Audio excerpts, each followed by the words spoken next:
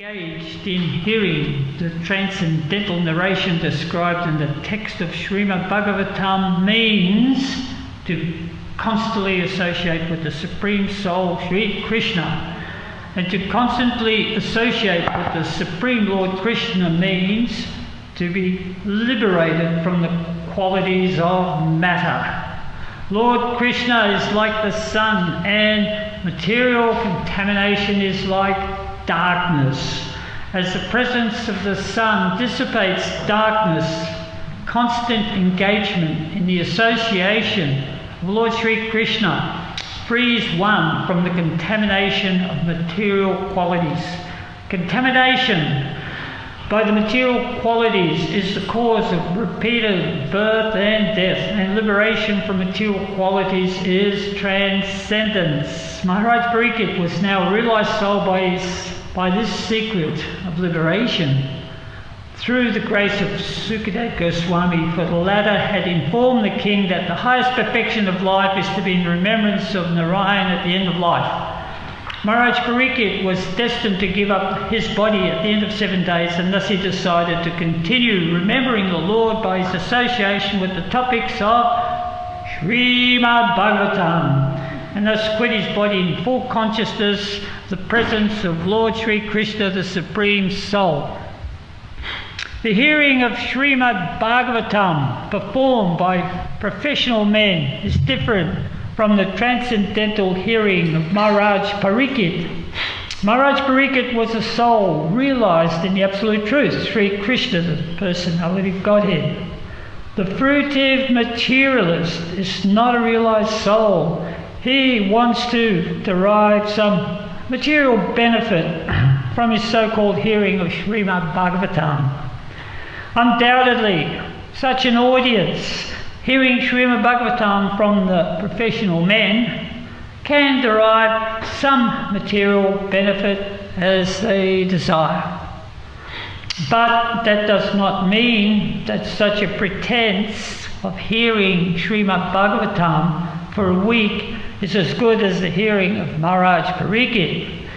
It is the duty of the sane to hear Srimad Bhagavatam from a self-realized soul and not be duped by professional men.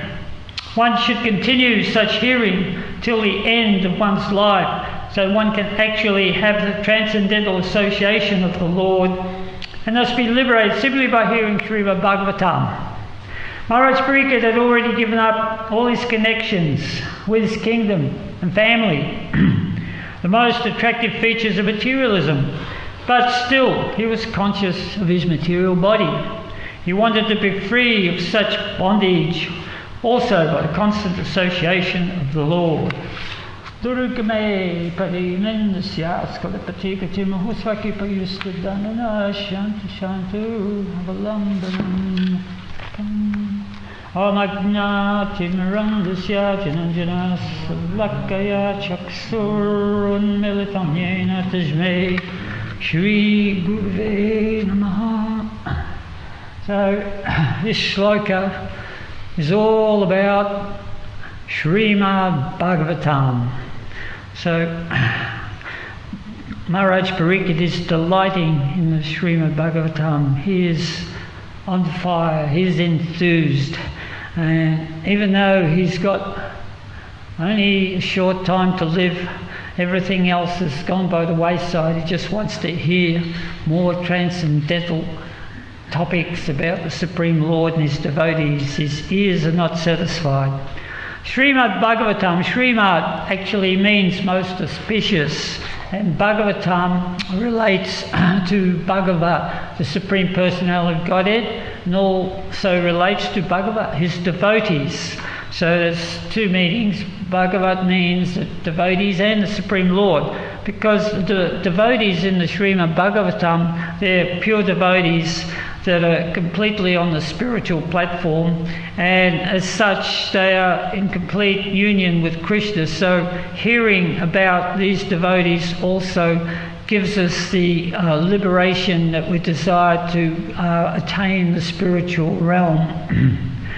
So this is where Srila Prabhupada is saying that the gives the example here that the sun is like the light, and then it dispels the darkness. I always keep saying that on the back of the Godhead magazines. I think they've still got it. If you look at, there's a picture of Srila Prabhupada with his finger up, and it's saying Godhead is light and essence is darkness. Where there is Godhead, there is no darkness. So it's as simple as that. The light to dispel the darkness. This is the torch of knowledge.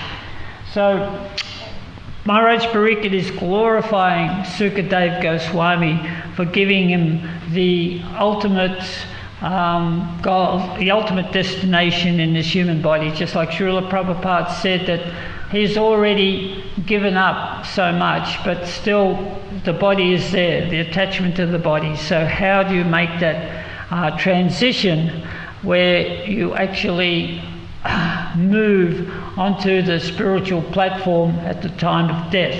So just, so Pariksit Maharaj, as Prabhupada states here, only had a short time to live. So irrespective of what had happened in the past, it didn't matter anymore. Sometimes it's like that certain sort of grief happens, but that's happened. So devotees usually take that as Krishna's mercy. What's happened in the past, we look forward to the future, whatever it is. And devotee can turn any fortune or misfortune into Krishna's mercy. That he sees that he's at the mercy of Krishna. So as soon as Maharaj Pariksit got the news that he'd had a curse put on him and he hadn't long to live, he immediately left his kingdom. Now, that was a big thing, leaving a kingdom where you're emperor of the world. So much was going on. But he just walked away and went to the banks of the Ganges, the sacred spot on the Ganges, and he began to fast. And he was determined to actually achieve the perfection of life. So news went around the world, not only around the world but around the universe, that Maharaj Pariksit, the emperor of the world, was going to die in 7 days, and he was looking for the ultimate perfection in knowledge. So all the great sages come. It's just like the byway somewhere or other, hear something happening, and all the sages just immediately came from Satyaloka, which is an unimaginable amount of kilometres away from this earth. But bang, here they're here. So they've got another means of travelling, the speed of the mind. So everybody was there. I can rattle off some names which make your hair stand on end if you knew these names. So they're all assembled there at the arena there, and Maharaj Pariksit is there, and he's putting out there, so what do I do in these 7 days? So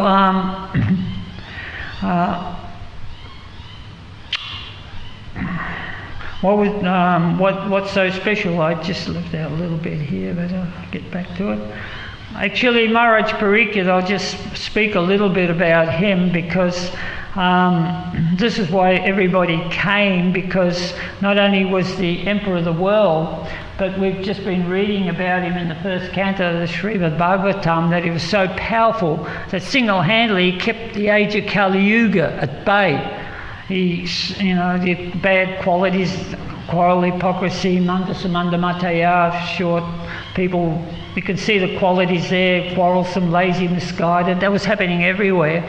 And then he come across the personification of Kali Yuga, Kali, beating a bull. And he banished Kali. He said, you're the personification, I banish you from my kingdom. And he was so strong that Kali relented. He said, yes, but I'm here, I've got to go somewhere. He said, well, you can go where they hoard gold. Right, so he was present, he was still there present. So little, you could see, even though Maharaj Pariksit was so powerful, still you could not keep the onslaught of Kali Yuga from happening forever. And so there was this misunderstanding there where he temporarily lost his temper, and the little Brahmin boy who got upset because his father was mistreated, had a short temper, he decided, I said little boy, because he's only 6 or 8 years old or something, he decided to curse the emperor of the world to die within 7 days. It was quite ludicrous, really. And everybody was dismayed, but Parikit, he took that as Krishna's arrangement, so he began to fast, and then so this is an opportunity for me to relinquish my attachments to this material world and go back and see Krishna, because he had a special relationship with Krishna. He was the grandson of Arjuna, and he was brought up by the Pandavas, the super devotees of Krishna. So, and not only that, but when he was in the womb of his mother, Uttara, this enemy from the Kurus by name of Ashvatam wanted to put an end to the Pandava dynasty. So he threw a Brahmastra, like a small atomic weapon, at the womb of Uttara to eradicate Parikit. So Uttara went running to Lord Krishna, Krishna, Krishna Mahabaho, please protect me, there's a fiery Brahmastra aimed at my womb. And it was almost too late because Brahmastra was upon her, and Krishna entered the womb and he deflected the Brahmastra. So Parikit was in the womb, so he got to see Krishna. Just as an unborn embryo, he saw Krishna. So when he came out of the womb, he started looking for Krishna everywhere. Here, there. So this is why he got the name Parikit. It's called the examiner. So he examined everything. So this was his nature. So he was always looking for Krishna. So therefore he put it to the sages, okay, what is the process for self-realization? I have 7 days to go. And we used to do a play. I don't know, have you seen our play on this Hari Bhakti? That we used to do a play of all the sort of different advice that he got. So we'd start the play where Parikit puts it out there. What do we do now? What do I do now? And so all the different philosophers and sages began to put forward their plans. So we used to have the Kami, the Yogi and the Jnani. So the Kami had come along all decked out, and he'd say, well, you know, the way to attain the highest realm is to perform charity, do good works, build wells, feed people, build hospitals. And Parikit Maharaj goes, I've only got 7 days, I haven't got time to build a hospital, it doesn't work. Right, so he dismissed the Kami, and then the Jnani come along, right? So he'd propound his way of self-realization is the study of the Vedas. You know, you've got the Rig, Judges, the Sama, Tala Veda, and once you do that, you've got to read the supplementaries, the Shrutis and the Shmitris, and study the 108 Upanishads, and get the commentary from the Puranas, the Atihastas, Niyamas. Read all that, and then you actually get to that level of understanding. So Parikit says, well, I've only got 7 days, can you tell me what the goal of life is? He goes, oh, I haven't finished reading the Upanishads yet, I can't tell you. So he gets thrown out.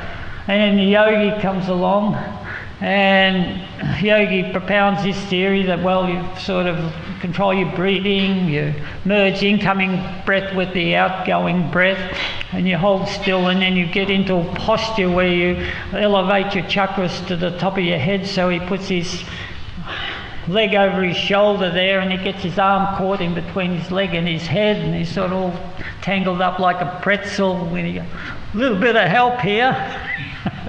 So Parikit says, well, that doesn't work either. So he's looking. So at this point, Sukadev goes, Swami enters. So we'll leave the play and I'll describe the scene. That Sukadev, he was a son of Vyasadeva, and he heard the Srimad Bhagavatam in the womb, because Vyasadeva was really enlightened when he spoke the Srimad Bhagavatam for the first time after writing all the Vedas and everything, because he was speaking about Krishna. It was so enlivening. He was speaking it to the mother.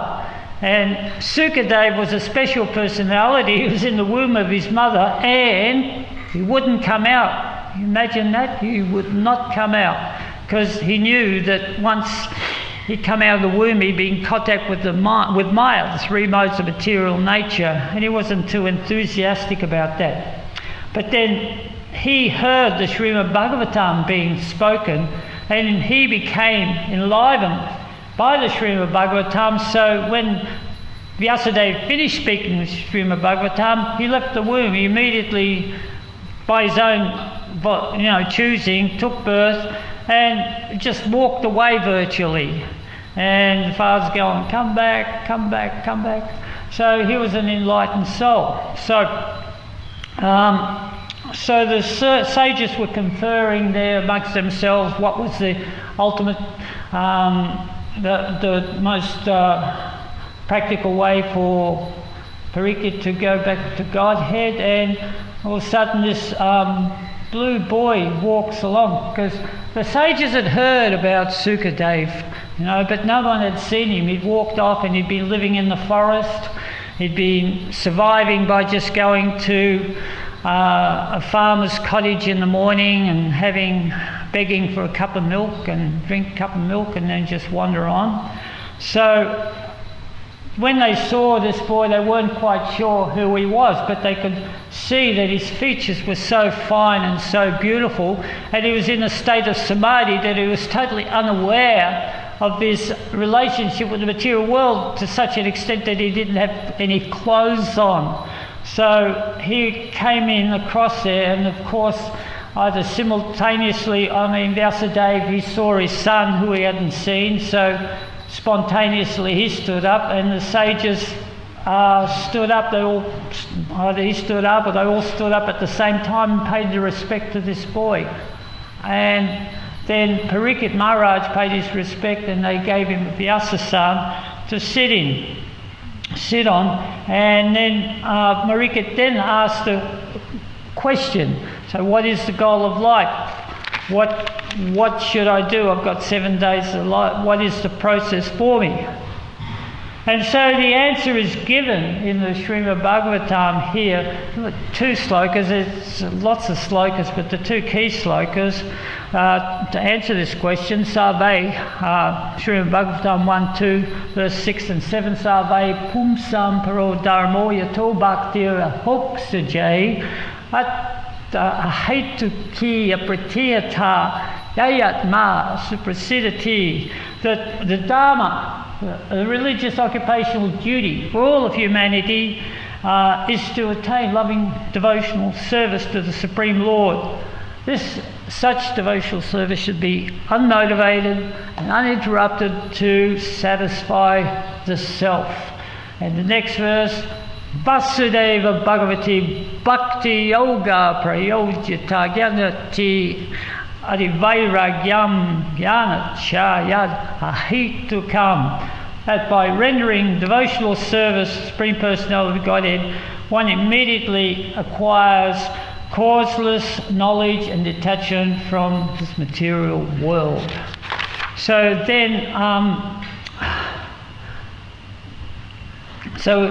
then he gave the process whereby Sukadeva could get rid of that, where Maharaj Parikshit could get rid of that last attachment of the body to this material world, becomes freed from the modes of material nature.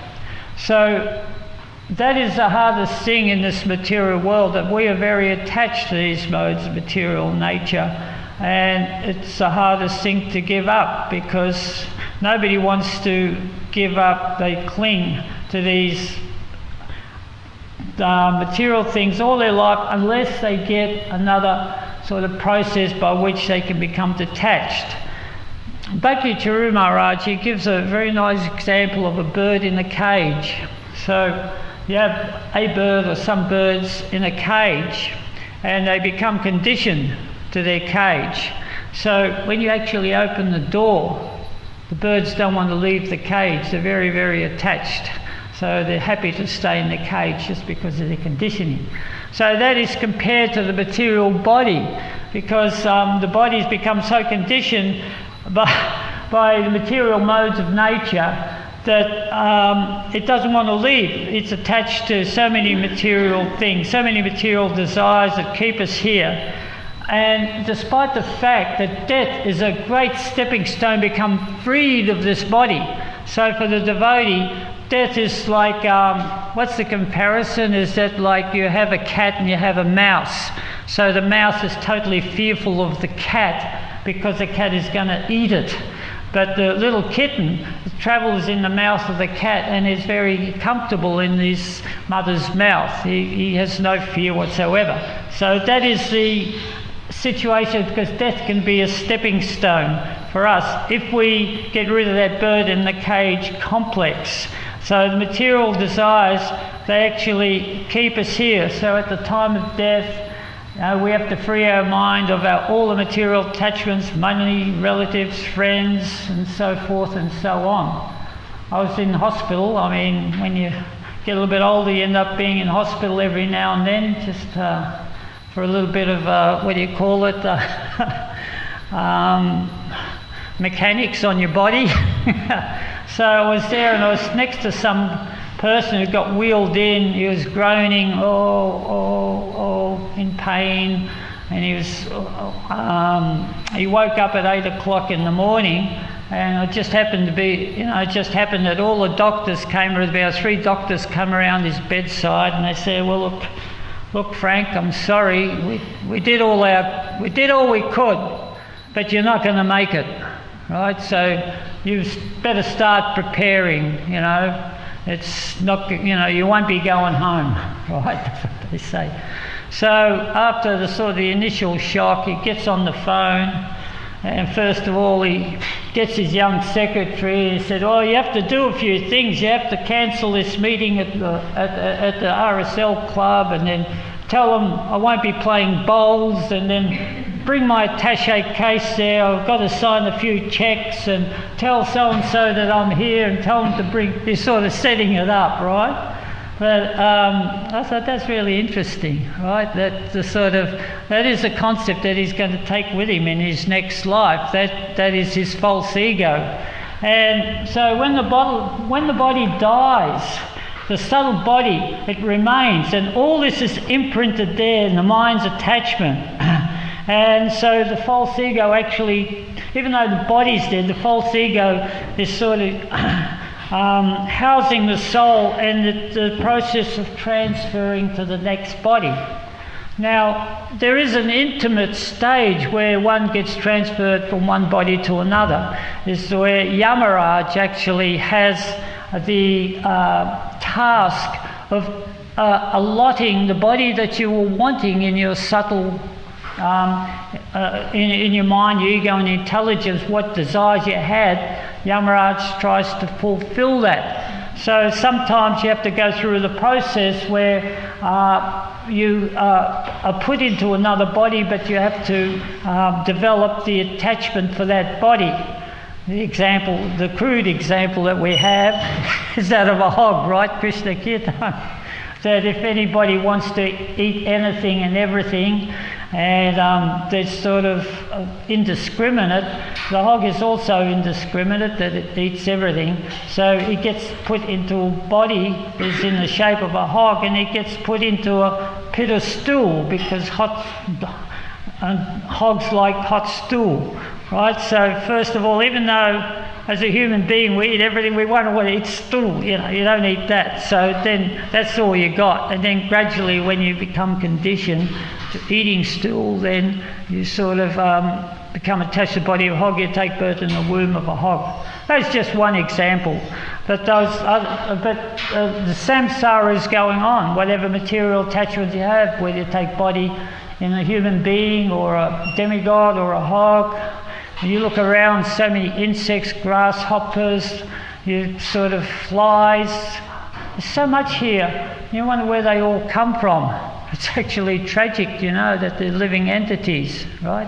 And they also have that thinking, feeling and willing, eating, sleeping, mating and defending. Even a little bug that's on the sink there that's dead in the morning, it's done its whole cycle, it's done its whole 100 years in one night.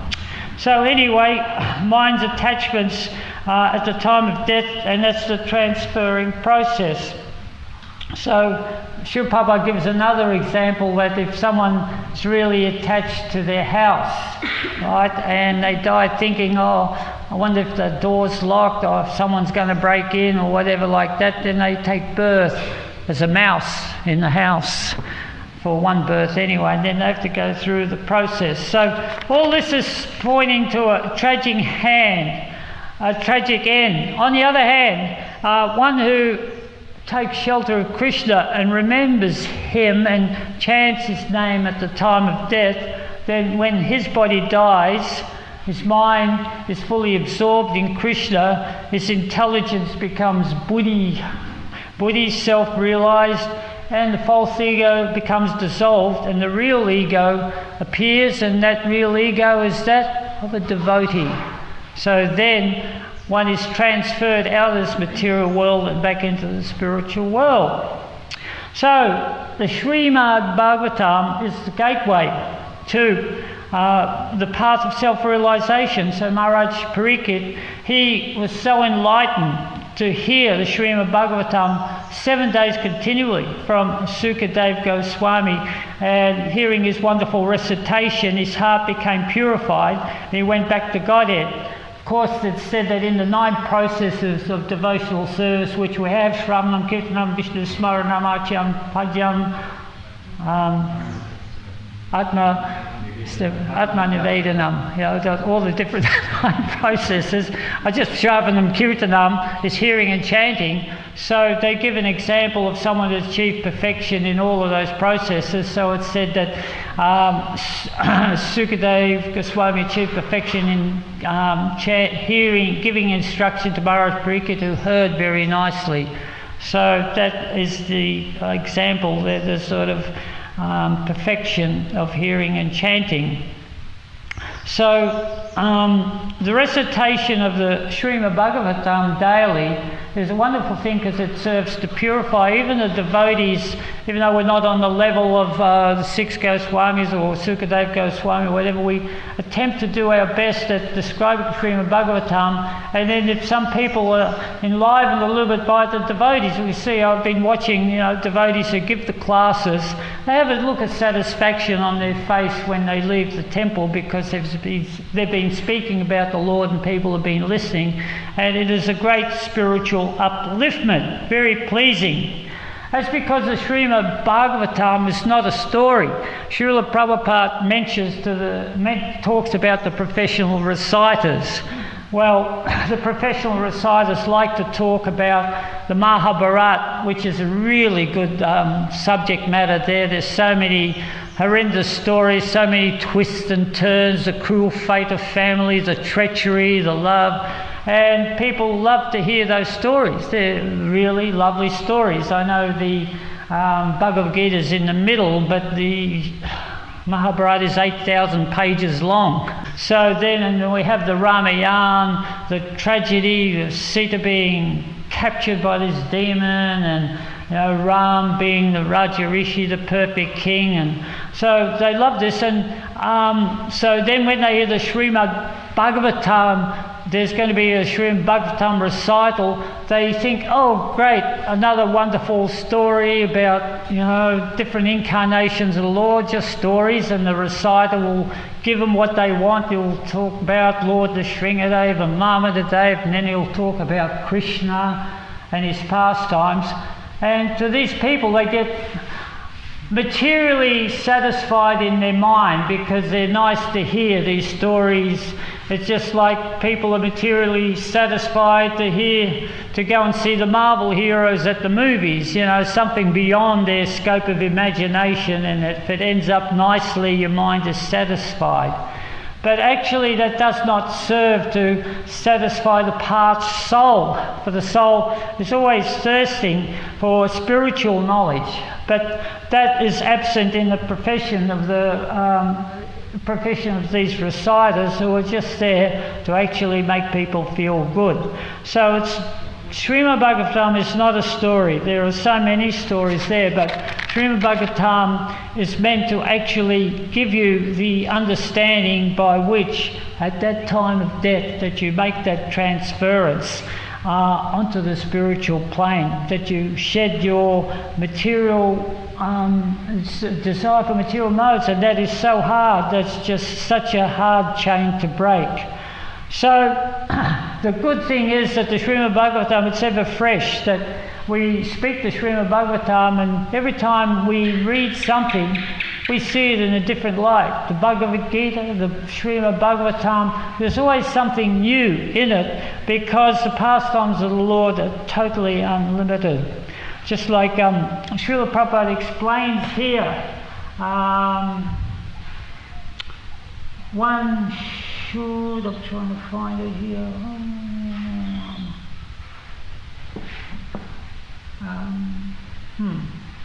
I've got the right page now, so one should continue such hearing till the end of one's life, so that one can actually have the transcendental association of the Lord, and thus be liberated by simply hearing Srimad Bhagavatam. Good. Are there any questions or comments, or something that someone might like to add?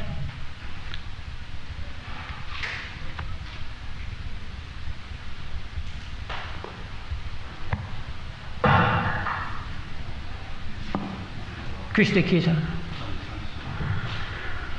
So, it seems like we hear this philosophy that we're not the body, but it's saying embedded in these bodies is very difficult to think yourself as the soul. So how do you go from that, fully identifying yourself as the body, feeling the pains of the body, the emotions of the mind, and so on, and identify fully as the soul and act in that way? Yeah, Vasudeva Bhagavati. So we begin by the chanting, by this process, that process of Srimad Bhagavatam is hearing and chanting, and we've been instructed that we begin with the chanting of the Hare Krishna mantra, and once we chant the words Hare Krishna and Rama, we want to explore a little bit further what they mean, what's the meaning behind it, what is the effects, and then by this knowledge that is there, it's unlimited knowledge there from not only Srimad Bhagavatam, from the Bhagavad Gita, and the knowledge is given by the authorities, by the Guru and the people who are well versed in the Vedas, and then you actually understand the difference between spiritual and material. That's what you have to understand first. What is material? Material is just temporary. So you have to reflect, where am I going with this? What's going to happen to my material assets at the time? So am I going up to a dead end? So if I'm going into a dead end, what is the alternative? Okay, it's spiritual life, let me try it. And then to actually embrace spiritual life, you have to get a higher taste. Very quickly, you have to develop something out of the chanting, out of the whole lifestyle of Krishna consciousness, out of hearing, and you've got to develop this desire. So when this desire comes, then it's like a steady process, and all the different injunctions that we have, no meat eating, no illicit sex, no gambling, no intoxication, they're just like guides to help us on this path. It's like a road that we have, that we follow this road, follow this path, and it takes us to our goal. It's like we've got a little bit longer than 7 days to live, but time flies, as we all know. 40, 50 years, Prabhupada said to us, don't think that you're not going to get old like me. We're all young in our 20s, skinny bodies, brahmacharinis, look at the Srila Prabhupada. in the prime of our youth is, I think you're not going to get old like me, you know. So what do you take with you when you get older? You take knowledge with you, jnana, and spiritual acumen. So that if you understand, then it's like a natural, you're being propelled naturally. You go on, it's like surfing, right? You get on a board and you ride a wave, you know? Don't get dumped. You just keep riding away right back to the shore and you go back to Godhead.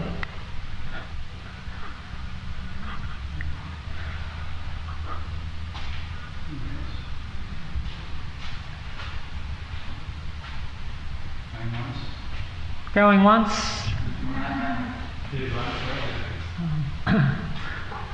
Stump the champions here. Hare Krishna. Hare Krishna. I'm asking as a father and a grihastha that at the end of life, as you say, we need to develop attachment and attachment to Krishna. But during our life, we have the duty to our children and family to develop a healthy relationship and love them, support them, and bring them up properly and healthy mentally and physically. So, can you elaborate about the transformation between having so much attachment and love for the children and family to actually get a position that you can actually give your body be attached to Krishna and detach from the rest? So, thank you very much for your question. So, we try to spiritualize our lives at every point in time. So, whether we're a vanaprastha or a grihastha or a brahmachari, we still try to surround ourselves with Krishna consciousness, and I do believe it works very nicely. We had a Bhakta program a few months ago where I think we visited about 16 houses in Mawullamba of all the different grihastha families. And the people in the Krishna pad, they were just amazed at every house that they went to. It was like a little temple. It had an altar, everybody offered their food to the deities, they ate prasadam. You know, you have the trappings where the kids are killing each other upstairs and you're sort of, hey, if you don't sort it out, I'll sort you out, and all that sort of thing here. But that's just temporary. It goes away. So, but if you would just sort of surround ourselves in Krishna consciousness, then that is the best that we can do. We just do the best for Krishna. We just try and remember Krishna every step of the way. I think it's successful, actually. Very successful. Jai, all glories to Srila Prabhupada. Glories to Srimad Bhagavatam.